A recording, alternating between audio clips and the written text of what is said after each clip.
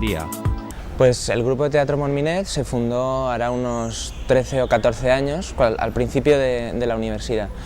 Y bueno, lo integramos alumnos de aquí básicamente, pero algunos años se han involucrado gente, pues un jardinero que estuvo trabajando por aquí también se involucró, alguno de la Big Band también. Pues solemos quedar todos los jueves al mediodía en las horas culturales de aquí de la universidad, y después cuando se va acercando la actuación, que hacemos dos actuaciones al año, una en diciembre y otra en mayo, pues quedamos más a menudo ya por las noches, nos abren algunas aulas para ensayar por la noche y bueno, al final somos unos 20 en cada actuación, a veces menos, a veces un poquito más, y al principio de curso siempre somos unos 40, 50, pero luego va mermando la cosa.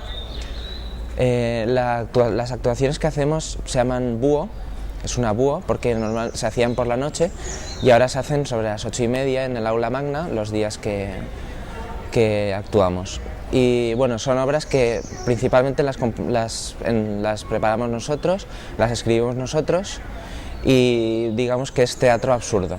Una Big Band es un conjunto de instrumentos musicales, más que todo de metal, para poderlos adaptar a un cierto tipo de música, en este caso sería el swing, lo que hacemos nosotros. La Big Band nació como un proyecto de Jordi Bataller y Almanzor, profesor de matemáticas, que querían pues hacer una actividad lúdica relacionada con la música, y pues se ingeniaron esto. Primero era algo más bien como para tocar música de bandas de pueblo, pero en realidad eso no llamaba la atención, entonces más bien optaron por la opción de adaptar temas musicales a versiones swing. Entonces pues eso es más o menos lo que ha sido la Big Band. La Big Band tiene una relación ahora con la universidad, con los estudiantes mismos de la universidad. Ellos mismos se inscriben y pues van a ensayar sin ningún tipo de retribución o cosas así, simplemente por el mero hecho de ir a ensayar y pues tener amor por la música. Vaig començar a escalar això fa 9 anys i anava a escalar, vaig començar a anar competint i després vaig tindre algun bon resultat en juvenils, i ja quan vaig passar a absoluta la cosa va canviar fins l'any passat, que vaig quedar subcampió d'Espanya d'escalada en bloc absolut.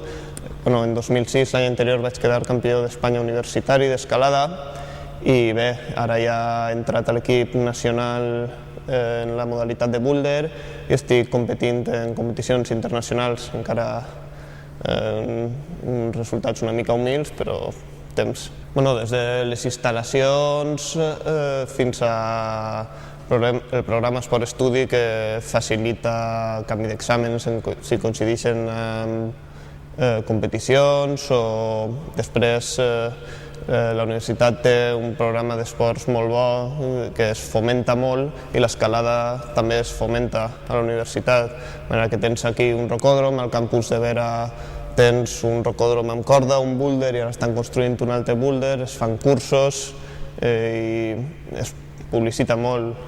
Finalment, durant l'elaboració d'aquest reportatge notem una forma d'entendre diferent la vida en un campus universitari en comparació a altres universitats, com la de València, molt més massificades.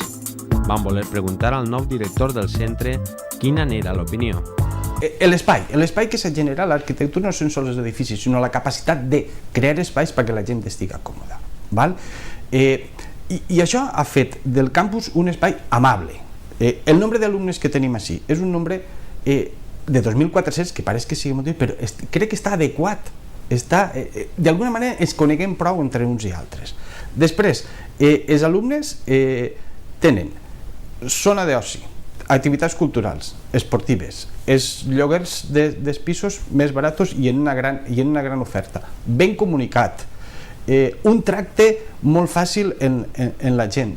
Una altra cosa important, així tenim diverses titulacions, a Vera també n'hi ha, però què passa si? Que les mateixes titulacions comparteixen les mateixes aules, en horaris diferents, evidentment, però comparteixen les mateixes aules, comparteixen el mateix menjador, comparteixen el mateix espai de l'aula, el mateix jardí, i això crea unes sinergies, sumen entre uns i altres, que dona un ambient especial i com jo crec que també el nostre veí d'enfront, que jo li dic que és la mar, el nostre veí d'enfront és la mar, això també d'alguna manera, no sé com, el dota d'un altre espírit, i la llum, i jo crec que el tema de la llum, el sol, també creen ambients relaxats i al mateix temps alegres, que facilita la comunicació entre la gent.